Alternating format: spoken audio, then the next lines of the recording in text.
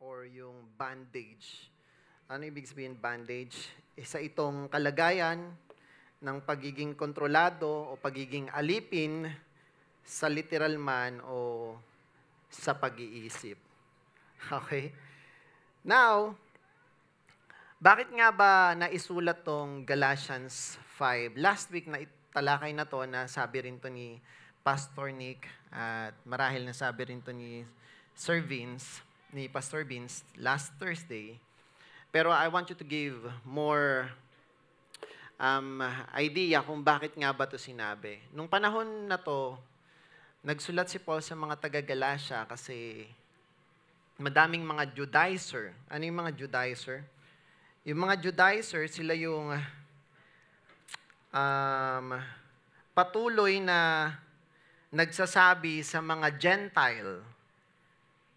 No, most of them are Jewish, pero ilan-ilan sa kanila ay hindi mga Jews. Mga Gentile sila, ibig sabihin ng Gentile ay hindi mga Hudyo.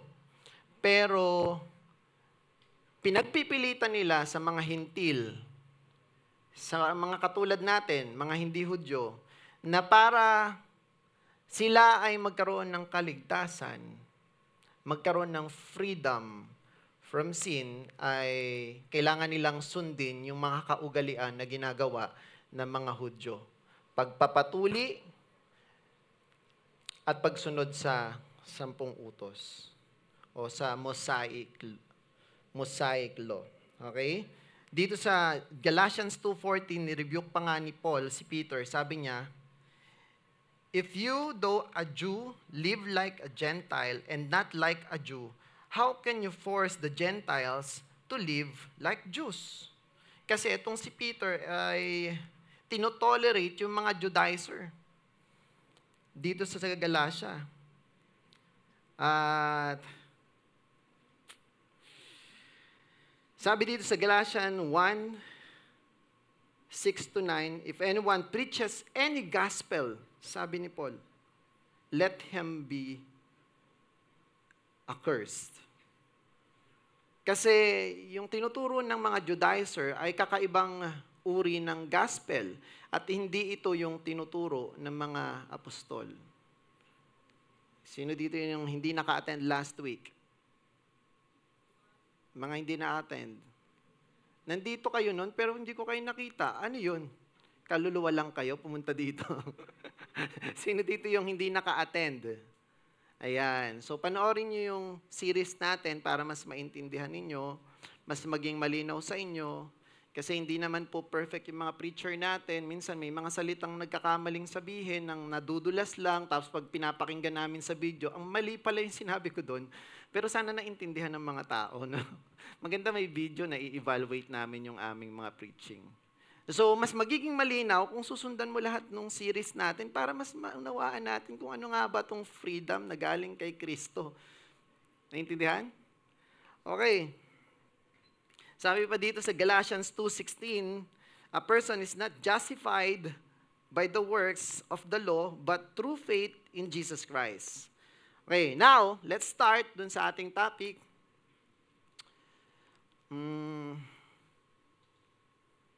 Hanggang ngayon, kinakain pa rin ako nito. Pwedeng ikaw na lang mag-next. Sige. Yan. I have 5 points. No? 5 points na gusto kong sabihin sa inyo ngayong hapon. This is all about the mentality of freedom. Minsan, ang dahilan kung bakit pinalaya na tayo, na-deliver na tayo ni Kristo, pero hindi pa rin tayo nakakalaya, it is because of our mentality. And that's why this afternoon, ang pag-uusapan natin is freedom mentality. Okay? Ready na ba yung slide? Okay na? Okay, number 1. Ba't wala doon? Pa-check nga. Kala ko wala pa. Alright. True freedom is spiritual, not external. It's inside. Freedom is not about escaping human problems or system. Sige pa, next po. Hindi ibig sabihin ng kalayaan na sinasabi dito, na freedom na pinag-uusapan natin, ay paglaya sa problema.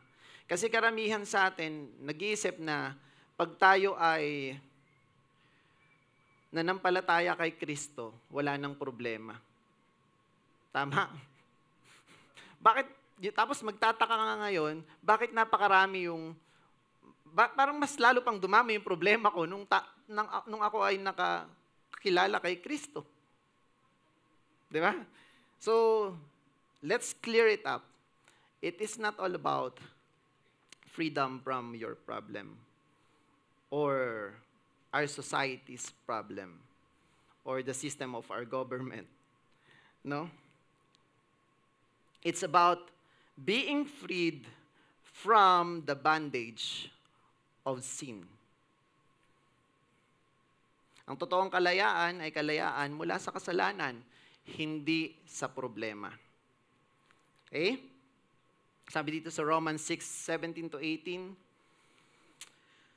though you were slaves of sin, you became obedient from the heart.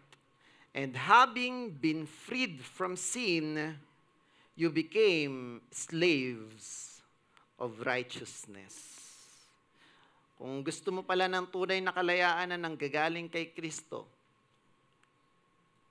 hindi ibig sabihin yan ay magiging malayaw ka na, kundi ikaw ay magiging slave na ng panibagong master. Sino yan? Si Jesus Christ. Magiging slaves ka nung righteousness. Yan yung sabi dyan sa verse. Now,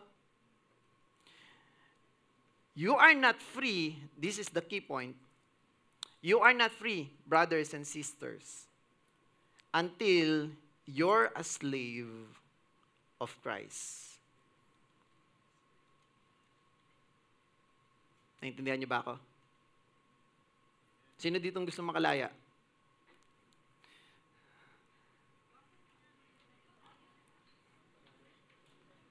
Maging alipin kayo ni Kristo. And you will become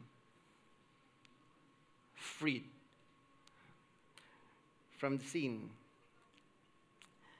Second point, freedom is found only in truth. Okay? Ang katotohanan ng magpapalaya sa inyo, hindi yung emosyon nyo. Ha? Hindi yung porket nararamdaman nyo parang sobrang blessed na blessed ako. Ang saya-saya ko ngayon, feeling ko malayang-malaya na ako. Ganyan tayong mga tao eh.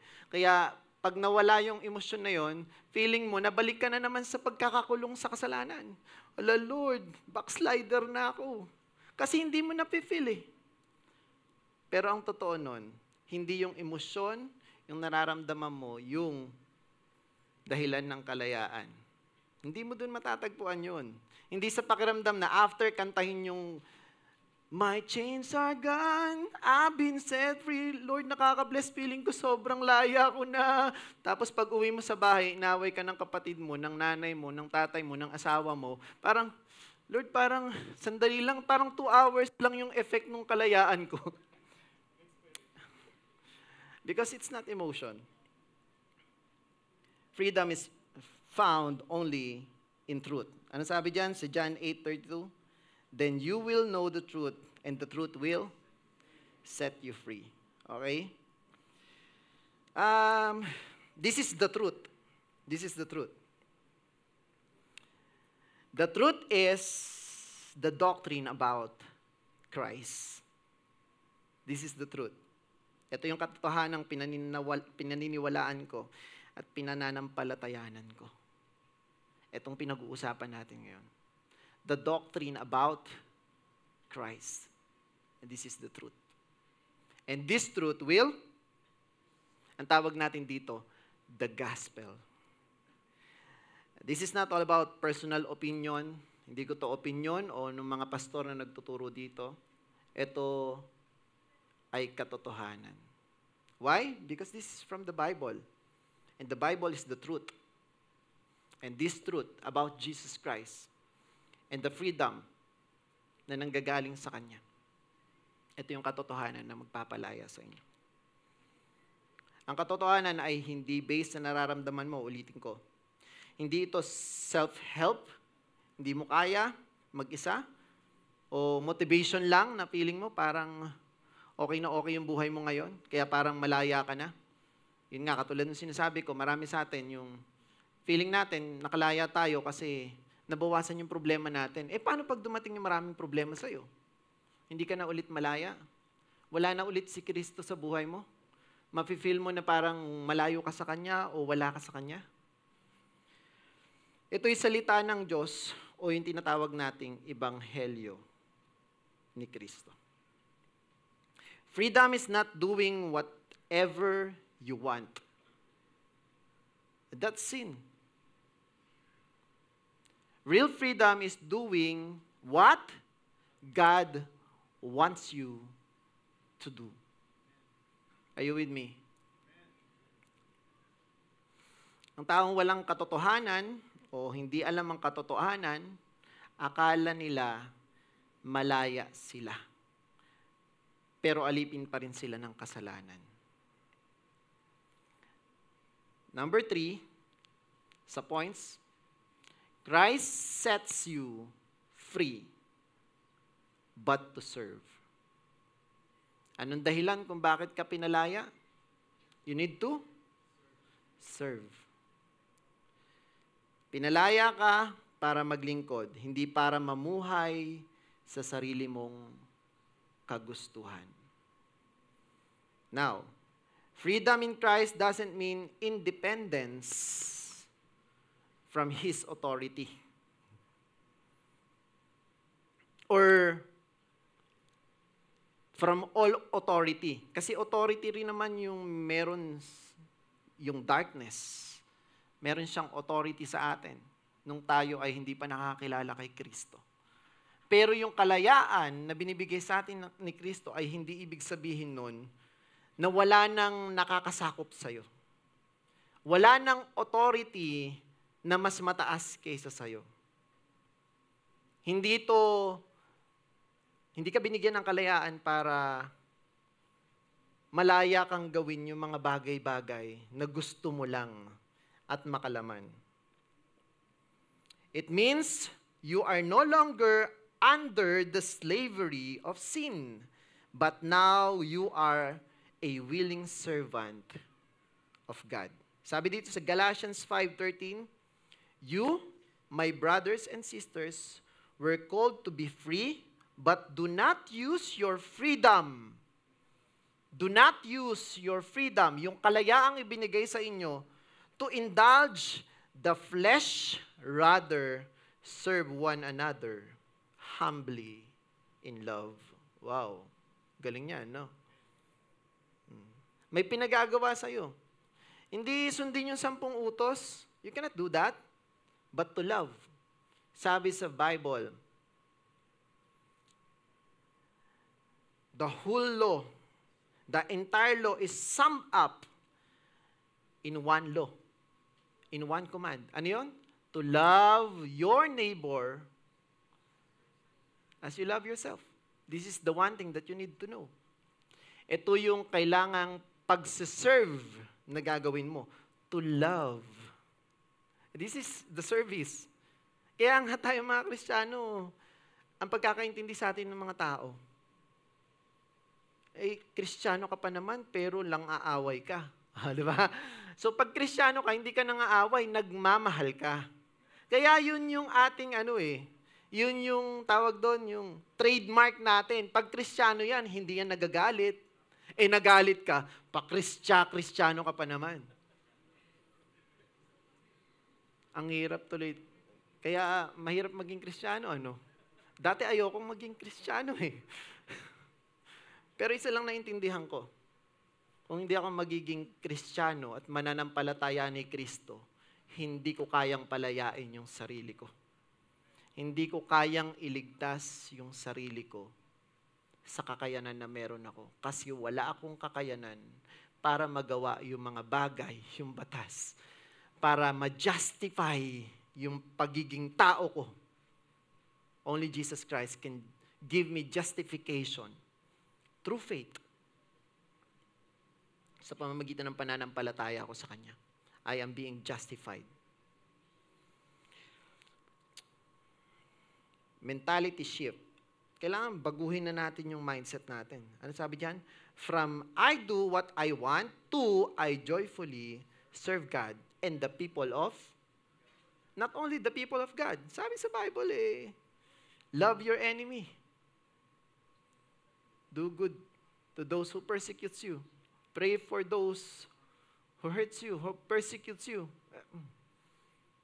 But I'm no longer a slave to sin. Tayo mga mananampalataya, dapat hindi na natin ginagawa yung mga bagay na kagustuhan lang natin. To become free, to have this freedom na pinag-uusapan natin ngayon.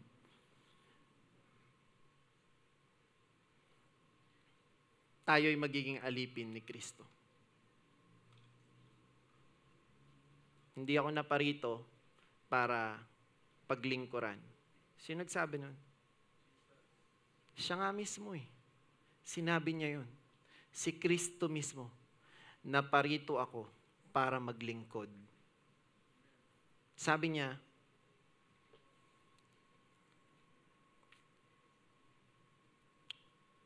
if you love me, obey my commandments.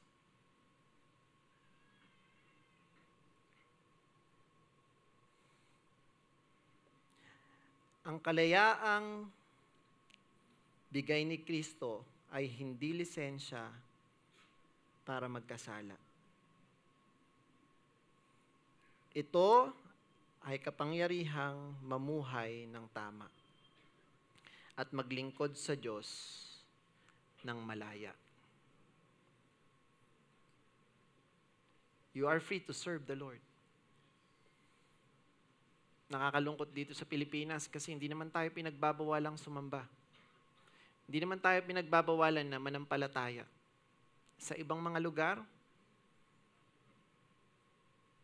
papatayin ka doon pag manampalataya ka sa Panginoong Hesukristo. Number 4, the freedom mentality rejects legalism and license. Iwasan natin yung dalawang maling mentalidad na to. Ito yung sinasabi ni Paul sa Galatia. Sabi niya dito sa una, the legalism. Trying to earn God's favor by rules. Gusto natin ma-justify tayo by obeying o keeping the 10 Commandments. At ito yung tinuturo ng mga Judaizer sa mga taga-Galatia. Kaya sumulat si Paul sa kanila.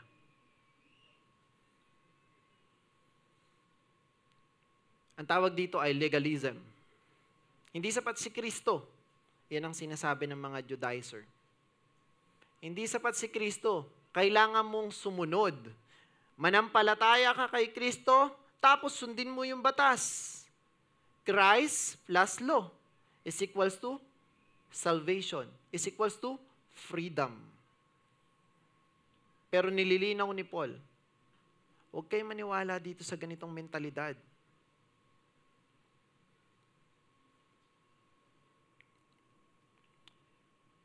Number 2, license. Using grace as an excuse to sin.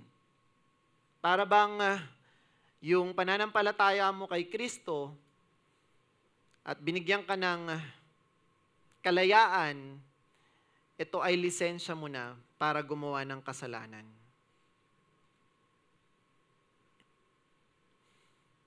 May nagtanong nga sa akin last time meron kasi kami ditong tanungan session ng mga estudyante. Sabi nila, pag pumatay ka ba ng tao, ikaw ba ay ligtas pa din? O mawawala yung kaligtasan mo? Sabi ko, hindi yung paggawa ng tama yung magbibigay ng kaligtasan sa'yo. Inuulit-ulit yan sa Biblia. Pero sabi ko, kung mahal mo si Kristo, mag-iisip ka bang pumatay ng tao? Kasi kung tunay na naiintindihan mo kung sino si Kristo sa buhay mo, kung naiintindihan mo kung ano siya, kung bakit siya naparito, kung ano yung ginawa niya para sa'yo, that's why you need to know this, because this is the truth. And this truth will set you free from wrong mindset. Ba't ka pa mag-iisip na magnakaw, gumawa ng masama, kung naiintindihan mo kung bakit mo tinanggap si Kristo? Isa lang ibig sabihin, hindi mo talaga siya tunay na tinanggap. Wala talaga sa iyo yung kalayaan na pinag-uusapan natin ngayon. Kung patuloy at patuloy pa rin yung pag-iisip mo na gumawa ng mga bagay na alam mo naman na hindi niya gusto. Naintindihan niyo ba ako? Malungkot ba ako mag-preach ngayon? Pagpasensya niyo na kasi medyo hirap pa ako talaga magsalita eh.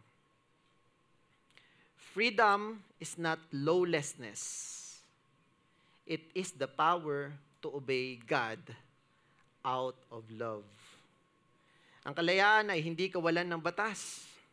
Ito ang kakayahang sumunod sa Diyos dahil sa pagmamahal natin at hindi dahil sa takot. Palakpakan nga natin ang Diyos. I want you to know this. Don't be afraid. Diba? Yung kanta kanina, diba? Ano yun? Fear? Tungkol sa fear? Hindi ko kasi alam lyrics eh. Hindi tayo sumusunod sa Diyos dahil natatakot tayo. Ulitin ko yung sinabi ko last week. Hindi tayo natatakot sa Diyos o hindi tayo sumusunod sa Diyos kasi takot tayo na hindi magkaroon nung everlasting covenant na pinagkaloob niya sa atin. Yung everlasting life na promise niya. Hindi tayo sumusunod sa Kanya, pakinggan niyo ako, dahil natatakot tayo na maparusahan pa. Kasi pinalaya ka na ni Kristo. Kaya ka sumusunod dahil sa pag-ibig sa Kanya. Sino ditong malaya na? Doon sa mga hindi nagtaas, gusto nyo bang makalaya? Baka kasi hindi pa eh, ayaw nyo tumaas eh, di ba? Kailangan mong kilalanin si Kristo bilang Panginoon at tagapagligtas mo. Denying Him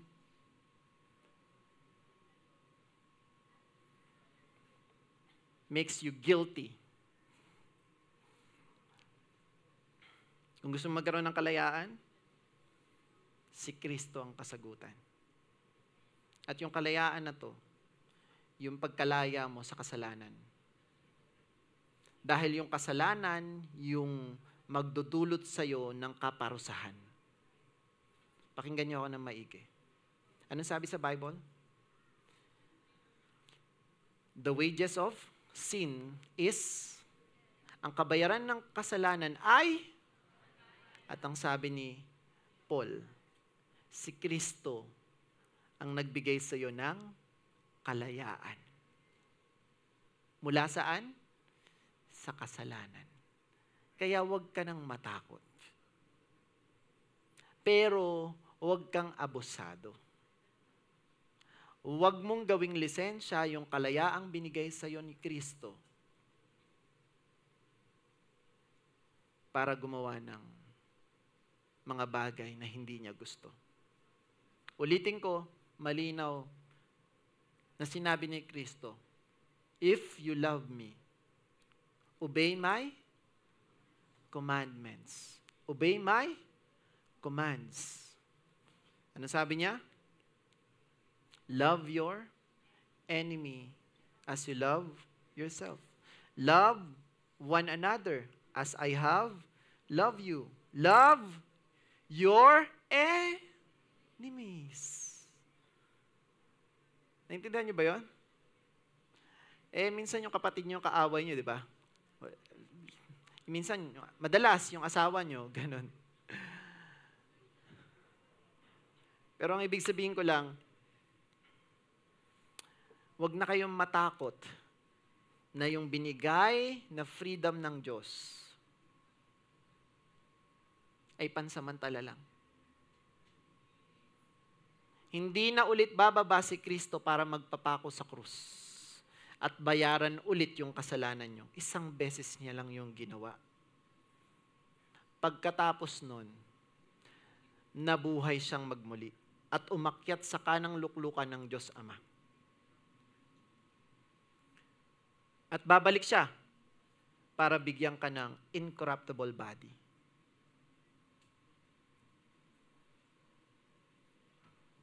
Ng katawan na kaparehas nung katawan niya nung siya ay nabuhay muli. Naintindihan niyo ba yun?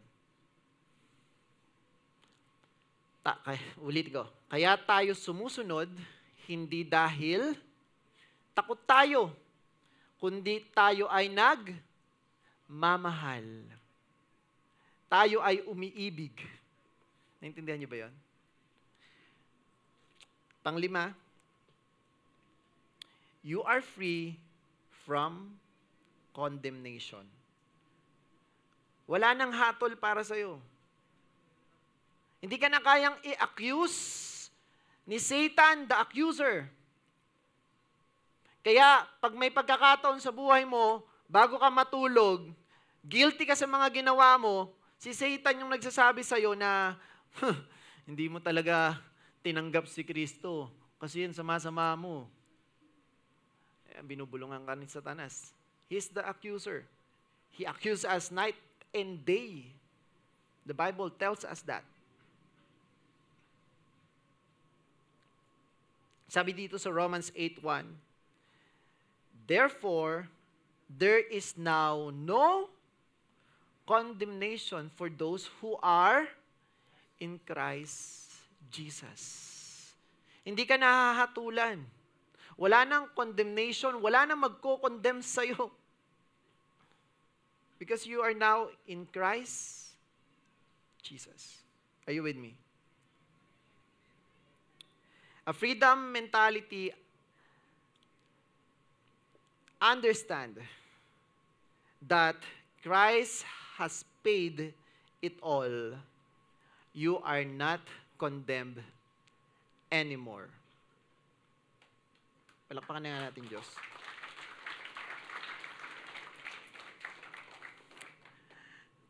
Kapag naintindihan natin kung ano yung kalayaang pinag-uusapan natin ngayon, mga kapatid, hindi ka nalalakad sa guilt, hindi na sa kahihiyan, hindi na rin sa takot. Dapat matanggal na yan sa isipan mo, sa mentalidad mo. Ikaw ay malaya, hindi para magwala. Ang lupit na. Galing, no?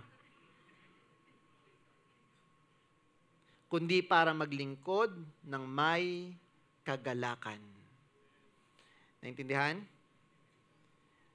Sabi ni song leader kanina, we know our identity. I am a child of God.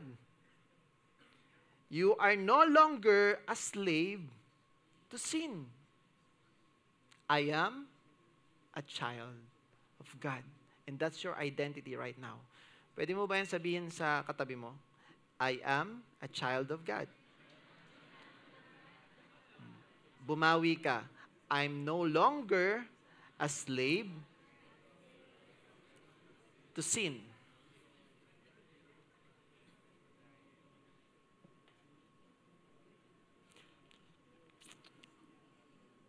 So, matatapos na ako. Mga 1 hour na lang.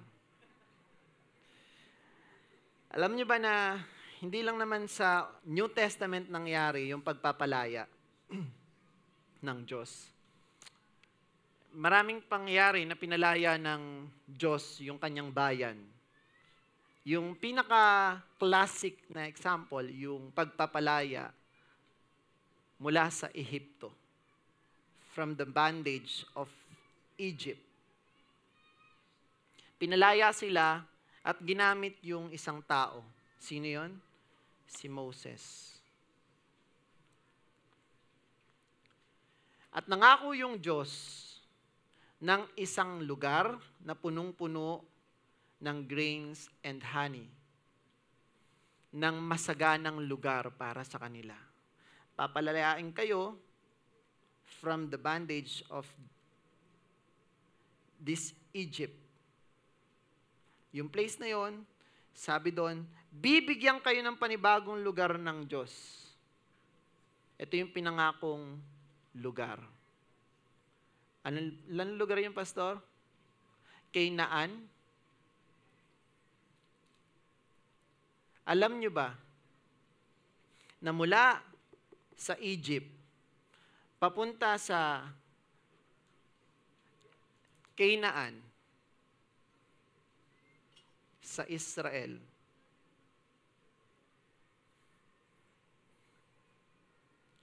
sa pamamagitan ng paglalakad, kaya mo makarating doon ng 40 days. Lalo na pag dumaan ka sa Palestine.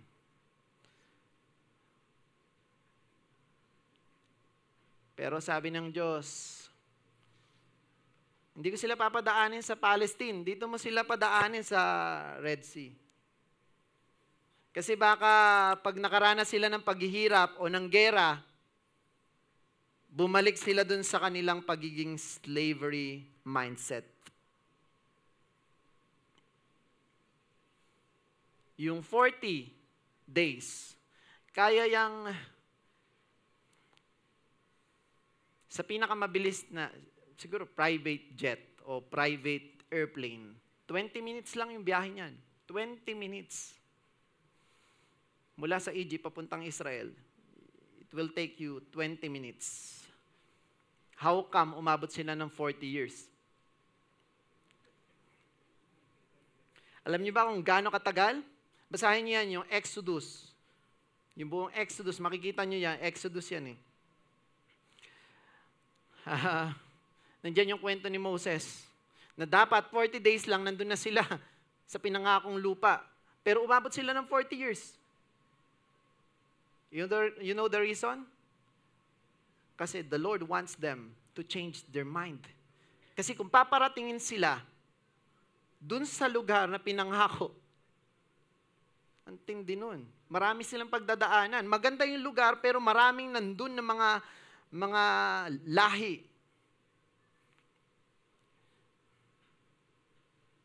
Naintindihan niyo ba yun? Kaya pag nagkaroon silang problema, tatakbo sila pabalik sa Egypt. Babalik sila sa pagiging slave.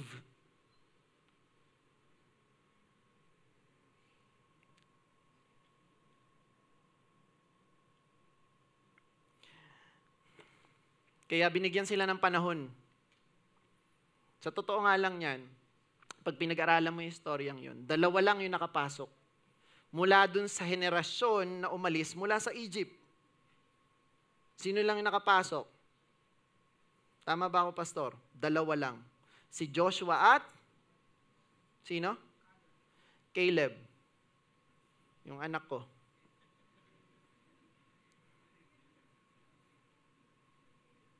Dalawa lang. Kasi the rest of them nasa mentalidad pa rin ng slavery. Kaya nga nagre-reklamo sila kay Moses eh. Ano sabi nila? Moses! Ba't pinalis mo kami sa Egypt? Ang sarap-sarap ng buhay namin doon. Pinapakain kami doon. Dito, sa disyerto, ang hirap-hirap. O, paano pa kung pinapunta sila agad doon? Sa lupang pinangako. Tapos, napalaban agad sila. Eh, yung pinaka-shortcut, yung Palestine, matitinding mga warrior yun. Hindi sila sanay makipaglaban. Kung nagkandamatay sila doon, sasabihin nila sa Diyos. Ano sasabihin nila kay Moses na ginamit ng Diyos?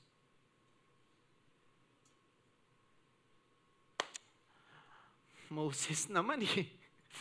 Okay na okay kami din sa Egypt eh. Minsan yung kalayaang binibigay sa atin ni Kristo, ganyan yung mindset natin. Pag nagkakaroon na tayo ng problema, kaparehas ng mga Israelites ng panahon ni Moses, Puro tayo reklamo. At bumabalik tayo doon sa pagiging slave. Pag nagkakaroon ka ng struggle sa life mo, nagigilty ka sa mga ginagawa mo, iniisip mo, backslider ka na.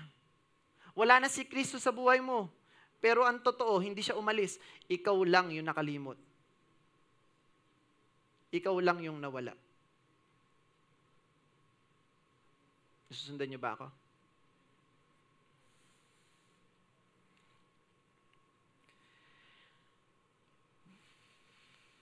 Transformation. Ulitin ko. Transformation is more important than relocation.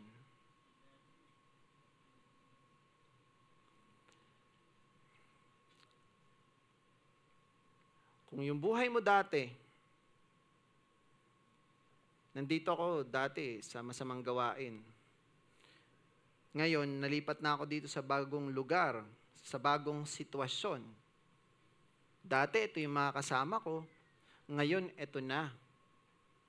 Hindi importante kung sino yung kasama mo at kung ano yung mga bagay na meron ka ngayon. Kasi minsan pakitang tao lang yan. Pero ang totoo, yung transformation sa isip mo, patungkol sa freedom na pinagkaloob ng Diyos, yung importante. I'm no longer a slave of sin and the burden of this law. Pero patuloy at patuloy tayong nagkakaroon ng doubt. Kapatid, patuloy at patuloy na iniisip mo, totoo kayang ligtas na ako? Totoo bang kay Kristo na ako? Bakit pa rin ako patuloy na nag-struggle sa sin? Baka hindi ko tunay na tinanggap si Kristo. That mindset gives you fear. At yan yung bagay na dapat na ayusin natin.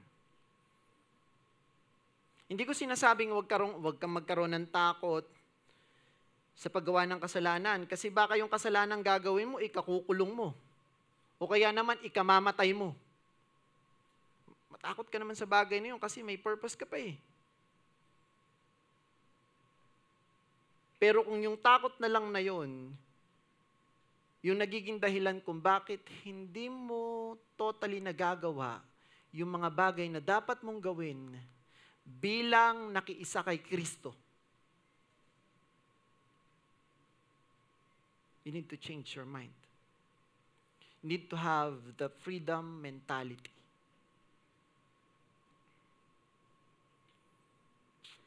Meron picture dyan eh. Palabas mo nga yung picture ng aso. Yan. Nakita nyo bang meron siyang tanikala? Ano ba yung tanikala? Malalim yun ah. Ha? Chain. Yan. Takal na nasa leeg niya. Chain. Ang tawag diyan, tanikala. Nabasa ko lang yun kakaaral eh. Tanikala pala yun sa Tagalog. Ang hirap naman ito. Pero, yung kwento ng asong nandyan, pero hindi talaga yung asong yan. Patay na kasi siya. Hindi ko makita yung picture ng kwento. No, drawing lang kasi yon. Naalala ko tong kwentong to. Yung asong yan, binigyan siya ng pagkain. Tapos iniiwan siya. Naririnig niyo ba? Parang hindi ko marinig yung boses ko. Parang nagtatakpak, bumuputok. Ano yun? Okay naman dyan? Yan. So, binigyan siya ng pagkain, pero yung pagkain malayo sa kanya. Anong ginawa niya? Para lang makuha yung pagkain, pinipilit niyang lumapit kahit na nakakadena siya. And every time na pinipwersa niya na pumunta dun sa pagkain, na-choke siya at nasasakal. Paulit-ulit niya tong ginawa kasi gutom na siya.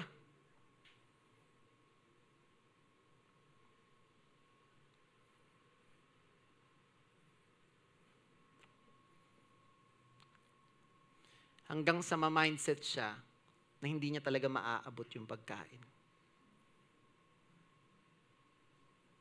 One time, tinanggal yung chain. Binigyan siya ng pagkain dun sa malayo pa rin.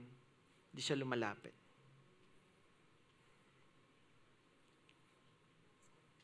Kasi yung fear niya dun sa pagkasakal na nararamdaman niya, mas greater kaysa sa gutom niya. At kung yung fear mo, mas greater kaysa sa pananampalataya mo, this is the mindset that you need to remove. The mindset of fear. The old mindset.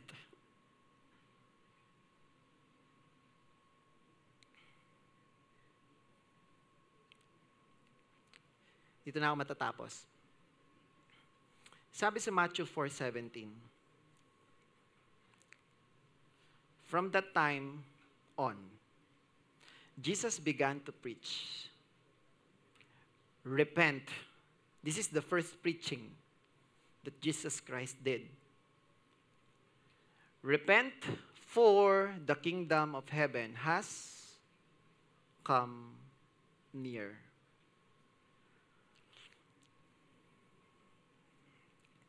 Pakinggan nyo ito na maigi. This is important.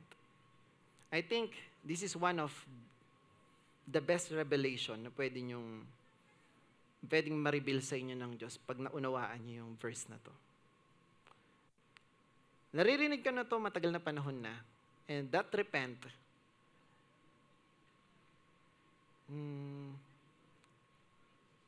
pakinggan nyo maigi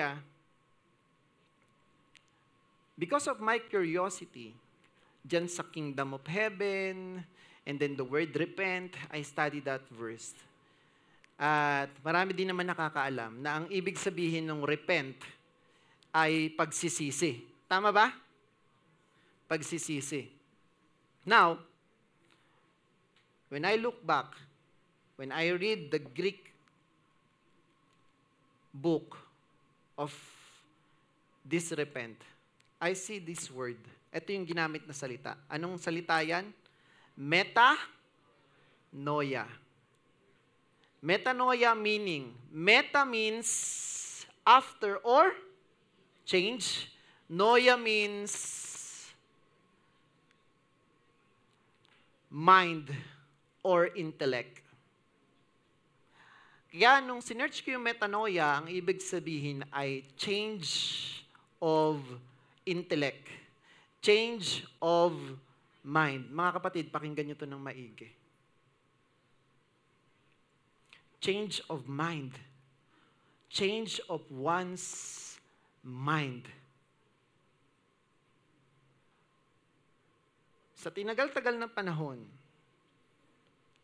naniwala ako na yung pagsisisi ko yung magiging dahilan para makalaya ako. Because of my guilt, because of my fear, araw-araw kong pinagsisihan yung kasalanan ko. Araw-araw.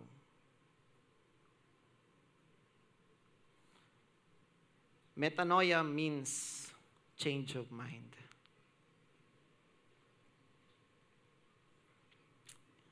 Yung iba, translate to ng repentance. Hindi naman yun mali. Kasi pagbabago rin naman ng isipan yung salitang repentance. Pero pag inisip mo ng maigi, pag inaral mo ng maigi, ano ibig sabihin ng metanoia? It's the change of mind. From the old mindset into the new mindset. You are no longer a slave of sin. The law, obedience of the law cannot justify you.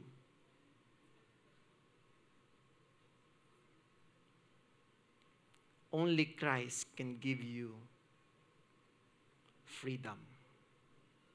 Because of Him, we are justified. And this is the mindset that we need to have. You need to have a mindset. Change your mind. Change your mind. You need to have this mindset. A freedom mentality. You are free.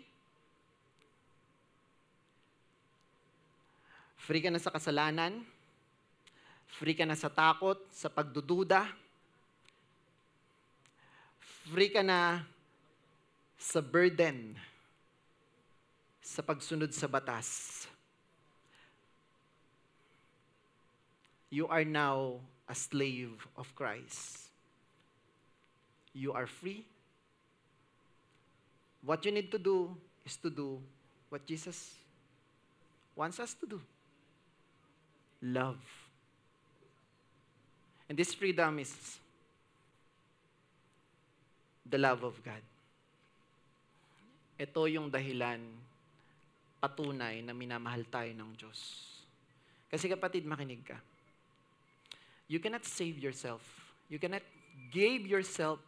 You cannot give your own self freedom.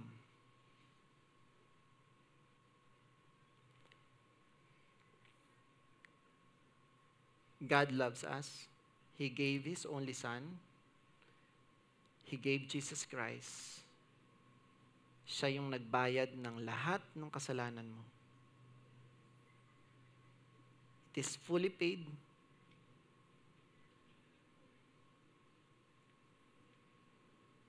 Tapos na.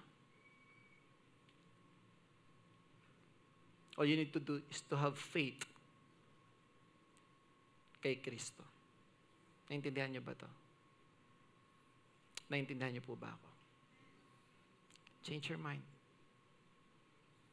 Change your mind. I want you to know, for you to have the right mindset, pakinggan niyo ako. You need to know the truth. You need to know the truth. The truth is, only Jesus. Siya lang yung kailangan nyo. Amen? Parang ang lungkot nyo. Ngayon lang ako nakarinig ng magandang balitang malungkot. Palakpakan natin ang Diyos. Let's stand up. Hallelujah.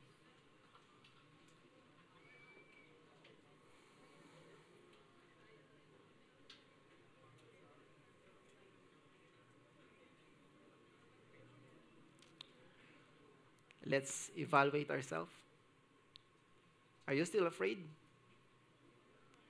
Meron ka pa rin bang fear? Hindi ka pa rin ba nakakalaya sa legalismong paniniwala? Sa mga ritual na ginagawa? Katulad ng tinuturo ng mga Judaizer.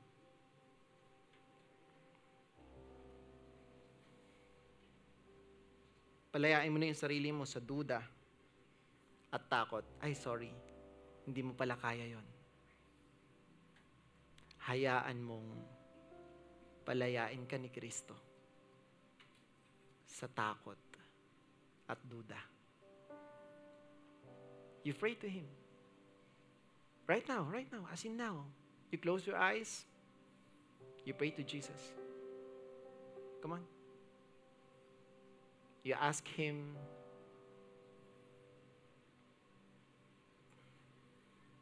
to free you, to give you freedom mula sa takot at pagdududa. Right now, He is your Lord. He is your Savior. He is your Master. I believe Jesus Christ died for all. Not for chosen people, but for the world. Sabi nga dun sa paborito nating verse, John 3:16. For God so loved the world. He loved the world. Past tense. He already loved you.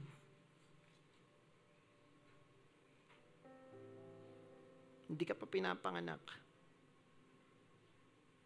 Hindi mo pa nasisilayan yung mundong to. Mahal ka na ng Diyos. Naniniwala ako. He loved you. For God so loved each and every one, mabait o masama, sumusunod sa Kanya o hindi. He loved each and every one. That's why He gave His only begotten Son, His one and only Son, Jesus Christ. So that whoever believes in Him will not perish but have everlasting life. Hallelujah, Lord. Thank you for freeing us. Thank you for giving us the freedom. We are no longer a slave to sin. We are no longer a slave of the law.